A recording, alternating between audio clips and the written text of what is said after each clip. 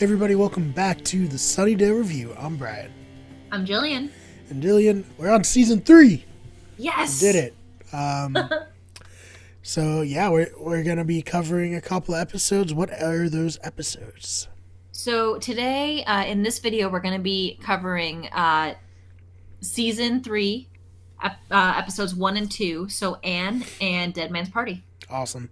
So let's get right into Anne. Okay, so Anne is the season opener for season 3. Originally aired September 29th, 1998, and was written and directed by Joss Whedon. Awesome. And so one thing I need to ask is this taking place in LA? So, LA and Sunnydale, depending on who you're talking about. Right. Well, yeah, Buffy's story. It's LA, right? Buffy's in LA, yes. Okay. All right, so let's get into it. All right. So season starts with Buffy. She's dreaming that she and Angel are on a beach.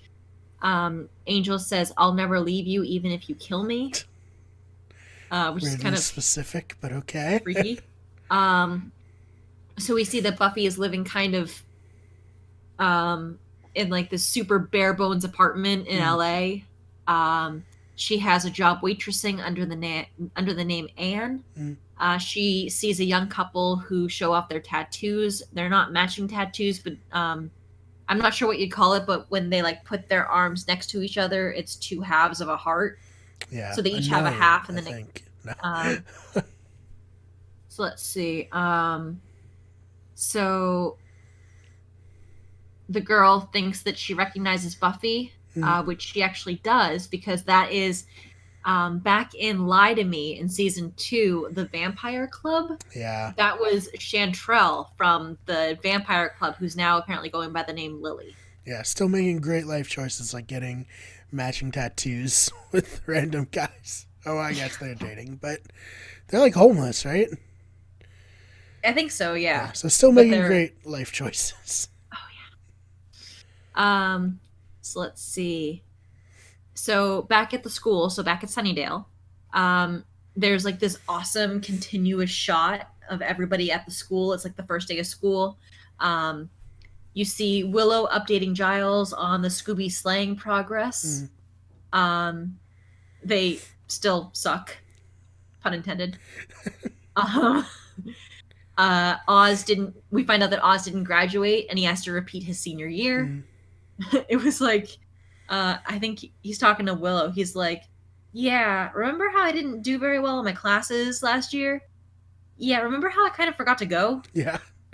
So because there was a whole like subplot about how he was, not a whole subplot, but like a little thing mentioned last season where he was a year older than Willow. And so we find out that he has to repeat his senior year, so they'll be graduating at the same time. Yeah. This is the episode where you get like the cool, like Buffy or Willow kind of as Buffy at the beginning of the episode, right? Like trying to be like a cool vampire slayer. Oh, maybe. I don't remember if it's this episode or next episode. Right. But yeah, anyways, continue. Yeah. Let's see. Xander and Cordelia didn't communicate they don't communicate very well, and they don't know what to say to each other when they're not making out. Which honestly is a pretty high school relationship thing to happen. We all knew those people. Yeah. Like, oh, okay. This is pretty much just a physical thing between you. Yeah. Great. Let's see. Giles has apparently spent the summer searching for Buffy. He reports into Joyce.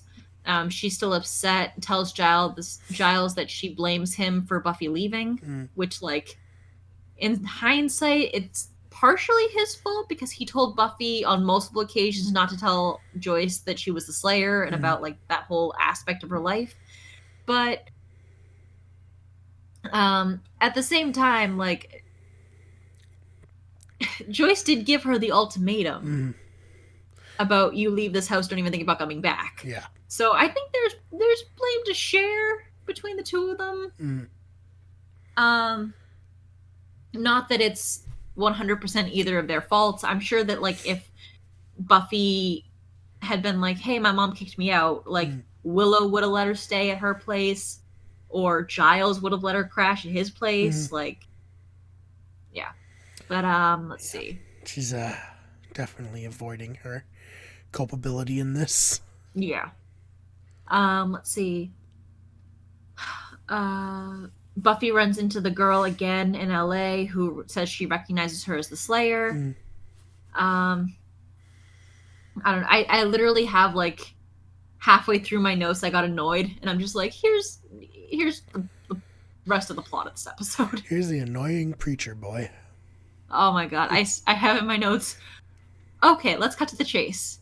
There's a well-spoken guy walking around LA going after the young, homeless, or poor population. He convinces them to go to his homeless shelter, which turns out to be a front for a demon plot to kidnap humans and use them as slave labor. The kidnapped humans are thrown through a portal into another dimension where 100 years in the demon dimension is one day on Earth. This helps to explain the crazy and old homeless population seen throughout the episode. Because as soon as they got too old to work, the demon would just kind of bring them back to Earth. This also explains how Lily's boyfriend got super old super quick. Like Buffy finds like a dead body of the super old guy, and he has the other half of their Lily and Ricky tattoo. But it's like all of a sudden he's super old. What the hell happened? Yeah. Really sad. Yeah. Not good. So the demon tries to break down the human slaves by getting them to say that they're no one. Buffy ends up in that demon dimension, kidnapped by the well-spoken guy, whatever. When he gets to her and he asks, like, who are you? Basically, as the audience, you're supposed to expect that she might answer no one, because if, like, as they've gone down the line, if people don't say no one, then they get, like, beaten. Yep. When he gets to Buffy, her answer is, I'm Buffy, the Vampire Slayer, and you are? So good. So she fully embraces her true identity, no more Anne. A fight ensues. Buffy wins and helps to free all of the slaves to get back through the portal and back to, like, Earth. Yeah, Buffy kicks so much ass in this fight. It's really awesome. Oh, yeah. And there's that awesome hero shot that they use in the credits for, like, at least the rest of this season, if not, like, the rest of... It's definitely going to be in the thumbnail of this episode. Because it's so good. The awesome shot of her holding, like, the... hammer like an and axe sickle thing, yeah. Yeah. It's dope. It's pretty awesome. Yeah. Let's see. Back in LA, Buffy hands over her uniform, job, and apartment to Lily. Lily's now going to start going by the name Anne. And Buffy returns home to Sunnydale, where she goes up to her house, knocks on the door. Joyce answers the door, and they hug, and it's really sweet. It is. So, a solid episode. 6 out of 10 for me. What about you? I want to give it like a 5 or a 6. Yeah, in that range where it's like solid, not great, moves the story along, gets us kind of back to the status quo of the show. Yeah. For a watch or pass on this one, I actually gave it a pass. This is honestly my least favorite season opener of the entire series. I said in my notes, the biggest takeaways here are that Buffy spent the summer in LA and basically abandoned all of her friends who don't know where she is. That could very easily have been covered in a previously on Buffy the Vampire Slayer opener. Otherwise, this is a pretty standalone episode. My favorite episodes are when our favorite characters are interacting. And with so much of this episode forcing Buffy to be alone and depressed in LA, it's just not one of my turn 2 episodes. Fair enough. All right, so what episode do we have next? So next is Dead Man's Party, Season 3, Episode 2. Originally aired October 6, 1998, written by Marty Noxon, and directed by James Whitmore Jr. All right, here we go. Dead Man's Party. I like this episode.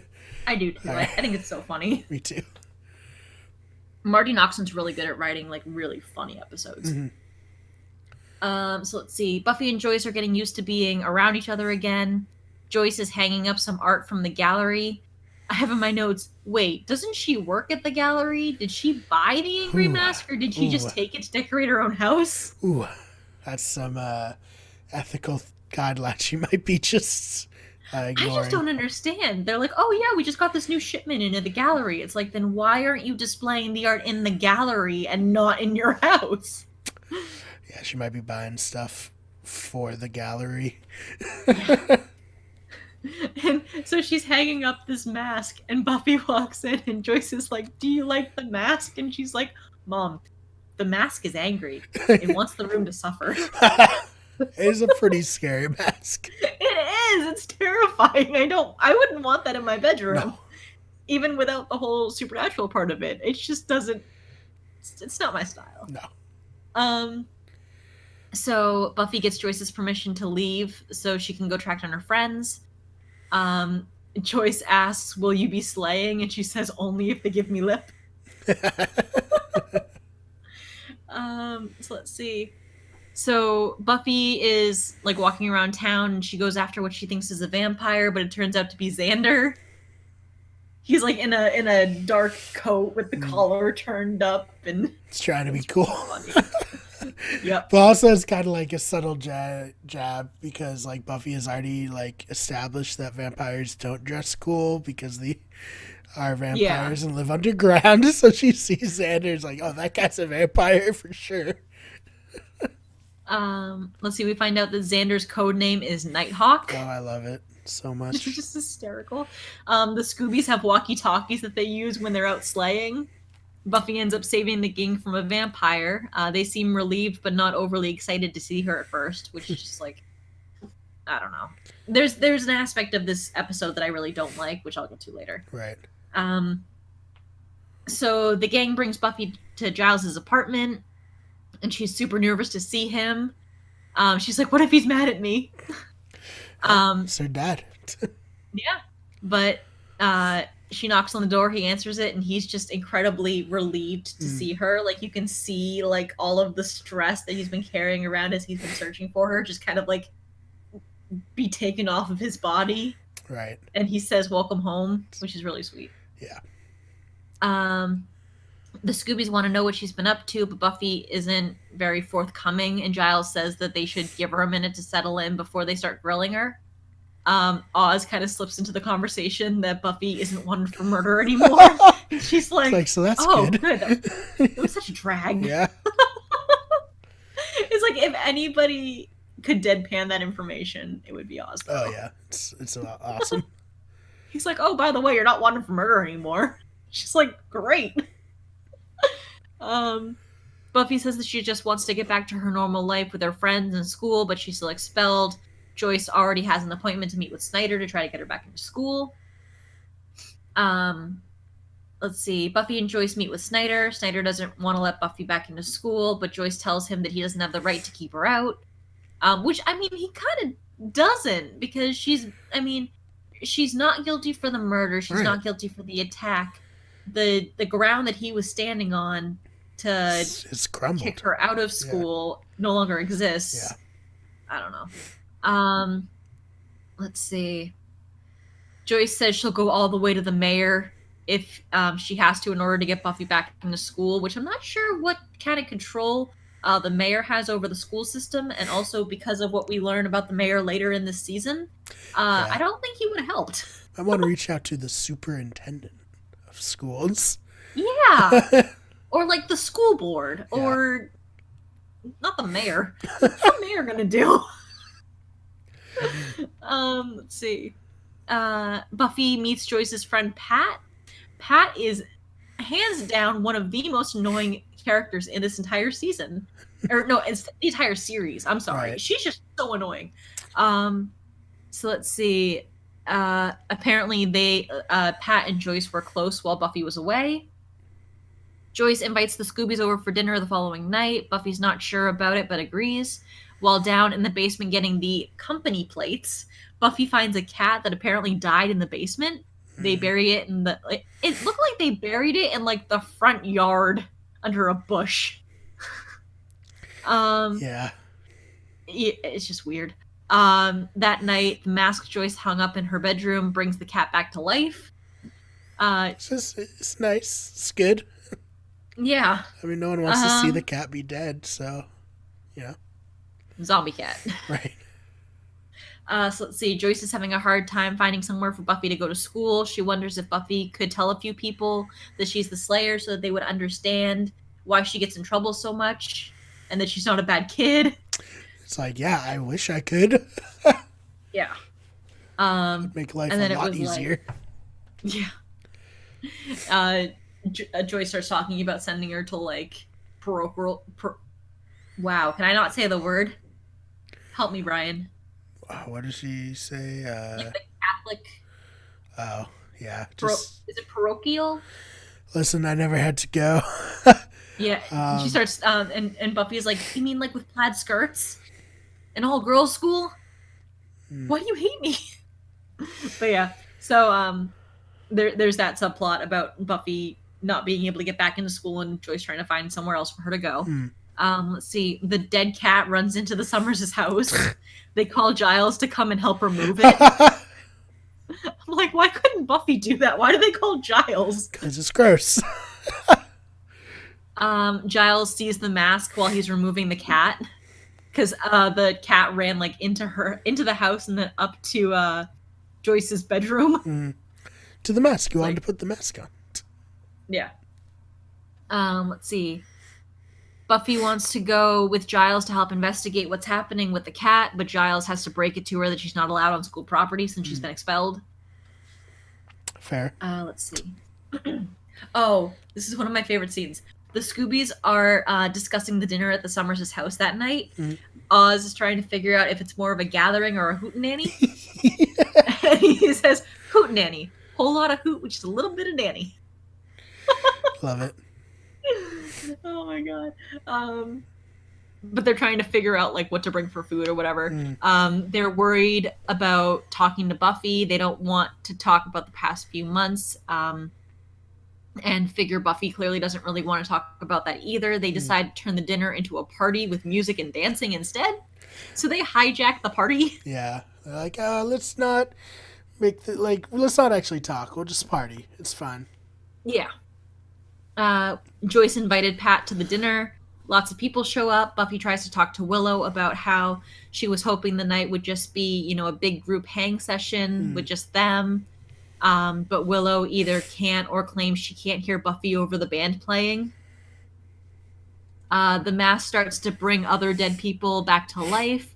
The zombies start heading toward the Summers' house as they are drawn to the mask that brought them back. Joyce and Pat are having a conversation in the kitchen. Buffy catches just the wrong part of the conversation where Joyce says that she's struggling with Buffy being home. Between that and her friends not seeming to want to spend time with her, Buffy decides that she can't handle being home and tries to take off again. Yeah. Which, like, I gotta have sympathy for Buffy here because it's like she's catching all of the wrong parts of conversations and it just makes it. She must feel like nobody wants her around, and it would be better off if she just took off again. Right. So let's see. Giles finds the mask in a book. He tries to call, but the party interferes with him being able to communicate with all the Scoobies. He heads to the Summers' house. And he's like talking to himself in the car as he's driving. He's like, "Don't you like my mask? Isn't it pretty? It raises the dead. Americans." I love that line from Giles so much. I love his little car too. It's so great. Just want to give a shout out to his shitty little car. Yeah. Let's see. So Giles realizes that the mask is strong and is bringing dead people back to life from far away from the house. He almost gets attacked, but then I think he hits somebody with his car, gets out because he feels really bad. They stand up and start trying to attack him. He ends up, for whatever reason, dropping his keys outside, having to hotwire his own car. This is a very, I don't know if you watched The Walking Dead, but this is a series of events that would happen on The Walking Dead. So everyone's dumb when it comes to slow-ass zombies, apparently. I don't do zombies. Yeah. I don't do zombie movies. I don't do zombie TV shows. Well, this episode, though, is an exception. Yeah. Okay, so, small rant. There are 2 episodes in the Buffy Angel universe that deal with zombies. This is the one in the Buffy series, and there's one other in Angel. Yep. I can deal with demons, vampires, whatever in movies. I cannot deal with zombies, and I blame Joss Whedon because he did not prepare me for zombies. We need more. Even though Giles said there'd be zombies, there's a significant lack of zombies. Yeah. So back at the Summers' house, Willow catches Buffy packing. They finally start talking. Willow tells Buffy about how, there's a lot of scary stuff going on in her life, and it's hard not having your best friend there to talk to about it. 'Cause she's got a boyfriend who's a werewolf, and she's got this magic stuff going on, and they're in senior year. Her classes are hard, and she wants her best friend there to talk about all that with. And she's like, it's hard dealing with all this by myself, because Buffy really is like her best, closest female friend. So let's see. Joyce comes in and starts going on the attack because she can see that Buffy's planning to leave again. This basically turns into a big argument with all the Scoobies getting involved, and Joyce yelling at Buffy for leaving and Buffy yelling back at them about how none of them understand what she's going through. And it's like the argument starts in her bedroom with her and Willow, and then somehow evolves into all of them down in the living room, and all of these party goers are just kind of standing around like, I have no idea what's going on, but these people are fighting, and it's the only thing going on, so I'm just going to pay attention to that. And Xander and Buffy are about to throw hands. Oh, yeah. Let's see. Cordelia actually steps in and defends Buffy, saying, like, you guys are all attacking her. Oz tries to step in, and Willow tells him to, let them go, let them fight. If talking isn't working, then maybe might as well try some violence. And as soon as she says, might as well try some violence, the first zombie crashes through the picture window of the living room. Willow's like, this isn't what I meant! And a fight breaks out between the zombies and the partygoers. Right. So this is full-on zombie movie now. Zombies breaking in, Night of the Living Dead style. Yeah, it's not great. No. So Buffy, Willow, Xander, and Joyce end up running upstairs. They find Pat dead in the hallway. I'm not sure what killed her. And they bring her into Joyce's bedroom with them and lock themselves in. Giles finally arrives, fills in Oz and Cordelia that the zombies are attracted to the mask. So all of the zombies are basically trying to get up to Joyce's bedroom, where Buffy, Willow, Xander, and Joyce have locked themselves in with the dead Pat. Let's see. We find out if one of the zombies puts the mask on, they become the zombie demon that's like trapped in the mask. The mask brings Pat back to life, and she puts on the mask. The other zombies are scared of her. And Xander has a great line to Joyce. He says, generally speaking, when scary things get scared, not good. Oh, man. So let's see. Buffy and the zombie demon Pat fight. Buffy puts the shovel through the mask's eyes, and all the zombies disappear. The Scoobies regroup in the destroyed living room. I have a note in here about what happened to all the random party people. They bailed. They didn't want to help, I guess. Yeah, and like all the zombies disappear, so it's like if people got killed at that party and returned zombies, they're just gone now. Gone forever. Again, it's the influence of the Hellmouth. Don't ask questions. Yeah. Let's see.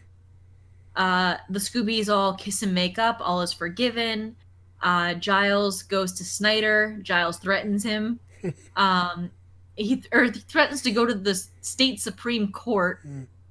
But Snyder says he isn't convinced, so Giles resorts to threatening violence. And we see a little bit of that old Ripper come out. Yes, love it. Yeah. So my issue with this episode, I like this episode, but I find it incredibly frustrating. Okay. Because honestly, and Passion of the Nerd makes this point a lot, and I completely agree with him. I would be fine watching an entire episode of just these characters sitting around a table talking. I think it would be I am fine with just watching them interact, because at this point I love these characters so much. Yeah. And their interconnecting friendships and relationships, and just watching them sit around the table in the library is interesting to me, because they usually are talking about something interesting. Yeah. So when you have episodes like this where it's all really based around this plot of them not communicating and them having a hard time talking to each other, Buffy doesn't want to talk about when she was in LA. The group doesn't want to talk about when she was gone.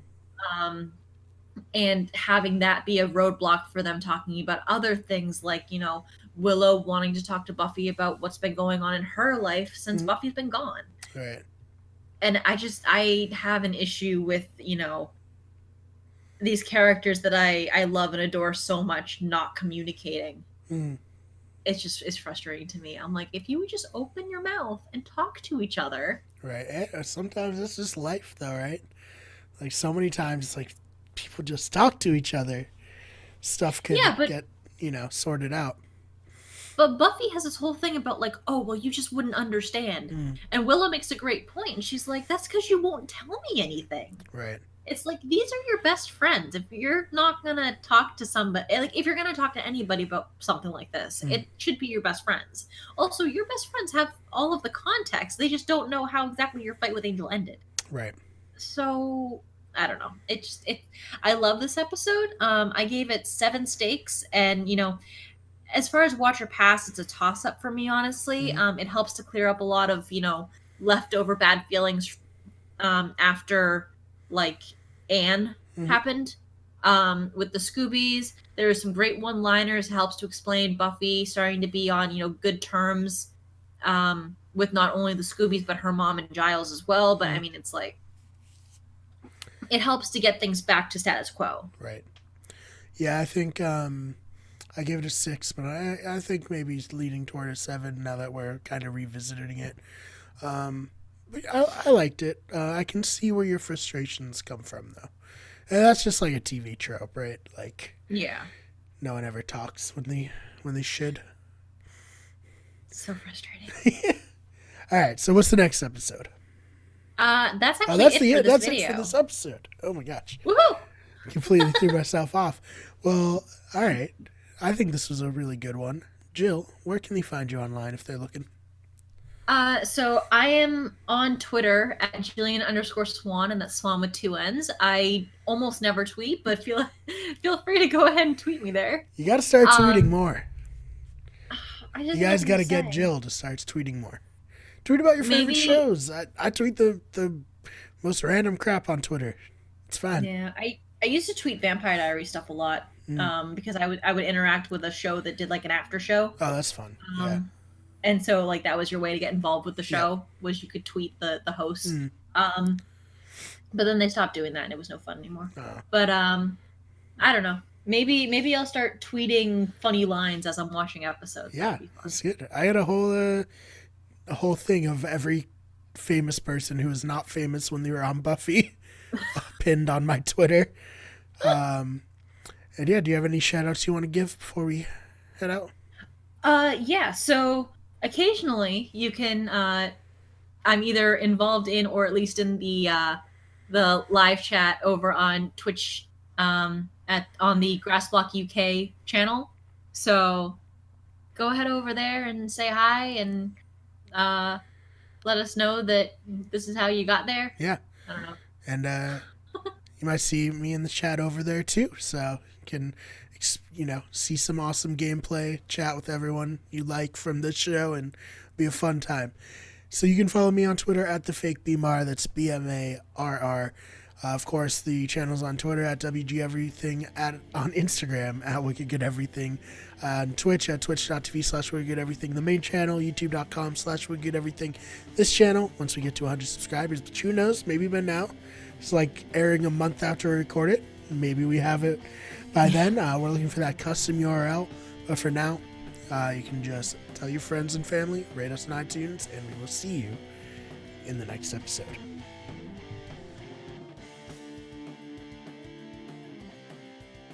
The Sunnydale Review is a Wicked Good Everything production. The fan art of Buffy was created by Fishbone Art. The logo was created by Tamar Kutab. The original intro and outro song was created by Alex Carl.